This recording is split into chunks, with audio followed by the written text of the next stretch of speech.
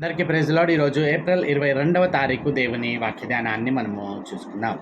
ప్రాముఖ్యంగా ఈరోజు నిన్నటి దినాన మనం చూసినటువంటి విషయము వాక్యానుసారమైనటువంటి సంఘ నాయకత్వమును ఏ విధముగా ముందుకు నడిపించాలి అనేటటువంటి ఆ మాటలను నిన్నటి దినాన మనము చూసి ఉంటాం. అయితే ఈరోజు దానికి కంటిన్యూయేషన్గా మనము ఇక్కడ చూడబోతాం. ఈరోజు మనం ధ్యానం చేసేటటువంటి వచనాలు తిమోతికి రాసినటువంటి మొదటి పత్రిక 5వ అధ్యాయం 21వ వచనం నుంచి 25వ వచనం వరకు గల వాక్య భాగాన్ని మనం ధ్యానం చేయబోతాం.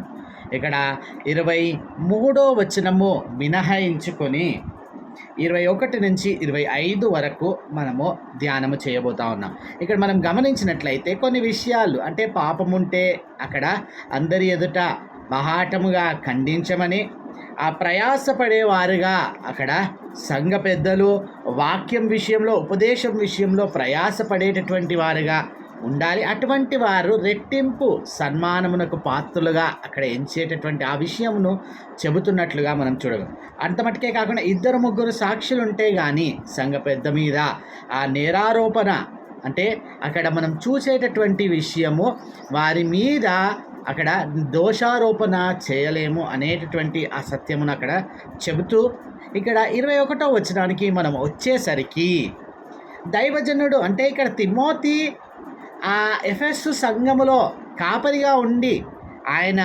నడుస్తూ ఉన్నాడు కాబట్టి దైవజనుడు సంఘము విషయంలో వ్యవహరించవలసినటువంటి తీరుని ఇక్కడ జ్ఞాపకం చేస్తూ ఉన్నాడు. అక్కడ చెప్పబడుతున్నటువంటి మాట, విరోధ బుద్ధితోనైనను పక్షపాతముతోనైనను ఏమీయూ చేయక నేను చెప్పిన ఈ సంగతులను గైకొనవలనని దేవుని ఎదుటను క్రీస్తు యేసు ఎదుటను ఏర్పరచబడిన దేవదూతల ఎదుటను నీకు ఆనబెట్టుచున్నాను. ఈ మాటను స్పష్టంగా గుర్తించాలి. ఇక్కడ పౌలు చెప్తున్నటువంటి మాటల ఎడల మనం దృష్టించినట్లయితే నిజముగా నేటి దినాన సంఘ కాపరులు వ్యవహరిస్తున్నటువంటి తీరుకు ఇక్కడ పౌలు చెబుతున్నటువంటి మాటలు ఒక సవాలుకరమైనటువంటి విషయము. ఎవరైనా సంఘస్థులు నచ్చకపోతే, లేకపోతే వారి ఇష్టం లేకపోతే అక్కడ ఏమంటాడు, విరోధ బుద్ధి లేకుండా ఇక్కడ మనకు, అంటే దైవజనునిగా మనకు నచ్చడము నచ్చకపోవడం నథింగ్, నెవర్ ఇట్ మ్యాటర్స్. ఎవరికి ఇష్టం ఉండాలండి, ఎవరికి ఇష్టం లేకుండా ఉండాలి? దేవునికి. ఆ విషయాన్ని ఇక్కడ స్పష్టంగా గుర్తించాలి. విరోధ బుద్ధి అనేది సంఘములో వ్యవహరించవలసినటువంటి విషయము కాదు. ఇంకేమంటాడు, పక్షపాతము, పార్షియాలిటీ ఇక్కడ స్పష్టంగా గుర్తించాలి. ఎవరి ఎడల కూడా సంఘములో ఆ పక్షపాతముతో వ్యవహరించరాదు. ఇక్కడ మనం గుర్తించాల్సినటువంటి విషయము, ఈరోజు కొత్తగా ఇవి సంఘములో ఉంటున్నటువంటి సమస్యలు కాదు. ఆ రోజు పౌలు జ్ఞాపకం చేస్తూ ఉన్నాడంటే ఆ రోజు నుంచే సంఘంలో ఉంటున్నటువంటి అతిపెద్ద సమస్యలు. వారిష్టం కాబట్టి, వారు నాకు మంచివారు కాబట్టి, లేకపోతే నేను చెప్పినట్టు వారు వింటారు కాబట్టి వారి ఎడల పక్షపాత, అటువంటిది ఏది కూడా సహింపరానిది దేవుని సంఘంలో అనేటటువంటి విషయాన్ని ఇక్కడ మనం గుర్తించాలి. ఇవన్నీ చెబుతూ క్రీస్తు ఎదుటను, అట్లాగే దేవుని ఎదుటను, దేవదూతల ఎదుటను నీకు ఆనబెట్టుచున్నాను అంటాడు, సాక్ష్యం ఇచ్చుచున్నాను అని చిన్న అక్షరాల్లో అక్కడ ప్రస్తావించబడతా ఉంది. కాబట్టి విరోధ బుద్ధి అనేటటువంటిది సంఘంలో ఉండకూడదు. అట్లాగే పక్షపాతం అనేది కూడా సంఘంలో. ఇక్కడ మనము వారికి ఉంటున్నటువంటి పదవిని బట్టో, లేకపోతే వారికి ఉంటున్నటువంటి ధనమును బట్టో, లేకపోతే గొప్పవారని పేదవారని ఏ భేదము లేదు అనేటటువంటి ఆ సత్యం ఇక్కడ చెప్పబడుతుండడం మనం గుర్తించాలి. సంఘములో అందరూ సమానులే. ఈ విషయాన్ని స్పష్టంగా మనము గుర్తించాలి. కొన్నిసార్లు కొంతమంది, అంటే మేము ఎక్కువ వారము, అవతలి వారు తక్కువ వారు అనేటటువంటి ఉద్దేశం ఉన్నా కూడా అటువంటి వారికి ఈ మాట కనువిప్పు అనేటటువంటి విషయాన్ని ఇక్కడ మనం, మేము ముందు వచ్చాము వారు తర్వాత వచ్చారు, లేకపోతే మేము ముందు నుంచి, చాలామందికి ఉండేటటువంటి గర్వం ఏంటంటే మేము ఈ సంఘానికి ఫౌండర్స్ స్టార్టింగ్ నుంచి, అయితే మాత్రం ఏ పక్షపాతము లేదండి. దేవుని ఎదుట అందరూ సమానులే. అదే దైవజనునికి ఇక్కడ ఇంపార్ట్ చేయబడుతున్నటువంటి రెస్పాన్సిబిలిటీ. ఇంకా చెప్పబడుతున్నటువంటి మాట 22వ వచనంలో, త్వరపడి ఎవని మీదనైనను హస్త నిక్షేపణము చేయకము, పరుల పాపములలో పాలివాడవై ఉండకము, నీవు పవిత్రుడుగా ఉండునట్లు చూచుకొనుము. ఎంత స్పష్టంగా ఇక్కడ పౌలు చెప్తా ఉన్నాడో అర్థం చేసుకోవాలి. ఇక్కడ అంటే చాలామంది నేటి దినాన దైవజనులు కూడా చేయి చేసుకునేటటువంటి వారు లేకపోలేదు. అందుకని ఏమంటా ఉన్నాడు ఇక్కడ, అనేక మార్లు గమనించాల్సినటువంటి విషయము, అనేకమైన శ్రమలు, నిందలు, లేకపోతే మన మీద ఏదో ఒకటి మాట్లాడడం మనం చూడగలుగుతూ ఉంటాం దైవజనులుగా. కానీ త్వరపడి ఎవని మీదనైనను చెయ్యి వేయవద్దు, హస్త నిక్షేపణ చేయకూడదు అని ఇక్కడ తిమోతిని హెచ్చరిస్తూ ఉన్నాడు. ఇంకా పరుల పాపములలో పాలివాడవై ఉండకము. నేటి దినాన దైవజనులు కూడా ఇల్లీగల్ బిజినెస్లలో, అంటే ఇక్కడ కొంతమంది అటువంటి వారు చేసేటటువంటి వారిని ఖండించడము వదిలేసి, దైవజనులు కూడా అటువంటి ఇల్లీగల్ బిజినెస్లలో ఇన్వాల్వ్ అయ్యి ఉంటున్నారు.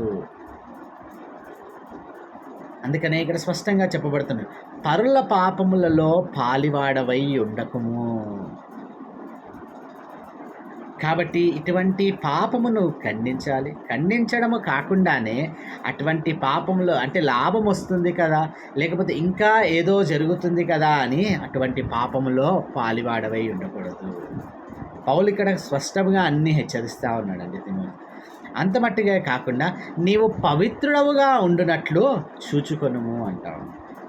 అంటే నీ పవిత్రతను నీవు పోగొట్టుకొనకుండా ఇటువంటి విషయాలు త్వరపడి చేయి చేసుకోవడము, లేకపోతే అక్కడ ఇతరుల పాపంలో నీవు కూడా వారితో కలిసి ఉండడము ద్వారాను నీ పవిత్రతకు, లేకపోతే నీ యొక్క క్యారెక్టర్కు ఒక మచ్చ వస్తుంది. కాబట్టి నిన్ను నీవు ఇటువంటి వాటికి దూరముగా ఉంచుకొని పవిత్రుడవుగా ఉండేటట్లు జాగ్రత్తగా చూసుకో తిమోతి అని ఇక్కడ హెచ్చరిస్తాము.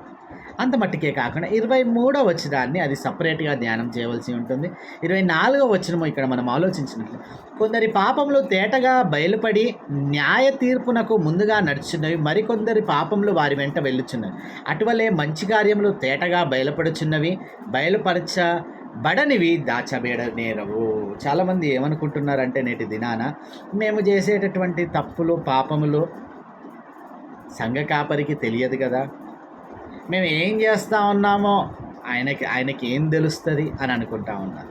ఇక్కడ స్పష్టంగా చెప్పబడుతున్నటువంటి మాట, ఇక్కడ సంఘ కాపరి నుంచి నీ యొక్క పాపములు నువ్వు దాచుకోవచ్చేమో, కానీ ఇక్కడ రాయబడుతున్నటువంటి విషయం, కొందరి పాపములు ఎట్లా బయలుపడుతున్నాయట, తేటగా బయలుపడి న్యాయ తీర్పునకు రెడీగా ఉన్నారు. మరికొందరి పాపములు అంటే వారి యొక్క పాపముల కాన్సిక్వెన్సెసే వారి జీవితాలకు జరుగుతూ ఉన్నాయి. ఇంకా మంచి కార్యములు కూడా మనం ఇక్కడ ఆలోచించినట్లయితే అంటే ఇక్కడ స్పష్టంగా గుర్తించాల్సినటువంటి విషయం, మనము చేసేటటువంటి మంచైనా మనము చేసేటటువంటి చెడైనా స్పష్టముగా ఇక్కడ మనకు కనబడుతున్నవి. మనకు అంటే ఇక్కడ స్పష్టంగా గుర్తించాల్సి ఆ మనుషులుగా మనకు కనబడకపోవచ్చేమో, కానీ దేవునికి మాత్రం అవి తేటగా కనబడుచున్నవి. ఆ విషయాన్ని ఇక్కడ స్పష్టంగా గుర్తించాలి. అది ఇక్కడ జ్ఞాపకము చేస్తూ, అంటే ఇక్కడ బయలుపరచబడని అది మంచిదైనా చెడ్డదైనా దాచబడనేరవు. అంటే నువ్వు చెడు దాచిపెట్టుకున్నంత మాత్రం అది దాగుతుంది అనుకునవద్దు. నీవు మంచి చేసినా నీవు చెడు చేసినా అది దేవునికి తేటగా కనబడుతుంది. అటువంటిది ఒకవేళ చెడు ఏమైనా చేస్తుంటే న్యాయ తీర్పునకు రెడీగా ఉంటా ఉన్నారు. అంత మట్టుకే కాకుండా వారి పాపములు వారి వెంట వెళ్ళుచున్నవి. చాలామందికి ఇక్కడ గ్రహింపులేనటువంటి విషయము, వారి పాపము యొక్క కాన్సిక్వెన్సెసే వారి జీవితాల్లో జరుగుతూ ఉంటాయి. అటువంటి పాపమును ఇక్కడ దేవుడు స్పష్టముగా గుర్తు చేస్తూ ఉన్నాడు, హెచ్చరిక చేస్తూ ఉన్నాడు. కాబట్టి ఈనాడు ఆ ధ్యానం వింటున్నటువంటి నీవు మంచి కార్యములు చేస్తూ ఉన్నావా, పాపపు కార్యములు చేస్తూ ఉన్నావా? ఒక పక్కన తిమోతికి చేస్తున్నటువంటి హెచ్చరికలో ఇక్కడ నిన్ను కూడా పాలిభాగస్తునిగా సంఘములో పాత్రగా చేస్తూ, ఇక్కడ మనం గుర్తించాల్సినటువంటి అల్టిమేట్గా సంఘములో ఉన్నటువంటి ప్రతి విశ్వాసి దేవుని ఎదుట పవిత్రుడిగా తీర్చబడాలి. అట్టి రీతిగా తీర్చబడాలంటే ఇటువంటి పాపము నుండి దూరముగా ఉండవలసినటువంటి అవసరతను ఇక్కడ మనం జ్ఞాపకం చేసుకోవాలి.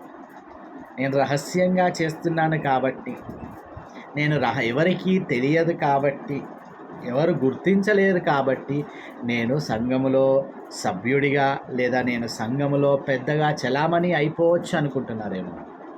కాదు కాదు, అవి దేవునికి తేటగా కనబడుచున్నాయి. ఆ విషయాన్ని ఇక్కడ మనము మన గుండెల్లో ఈ మాట గుచ్చుకోవాలి. నువ్వు రహస్యంగా చేసినంత మాత్రాన అది ఎవరికి తెలియకపోదు అని అనుకోవద్దు. అక్కడ న్యాయ తీర్పు ఆల్రెడీ రెడీ ఉందని దేవుడు చెప్తా ఉన్నాడు.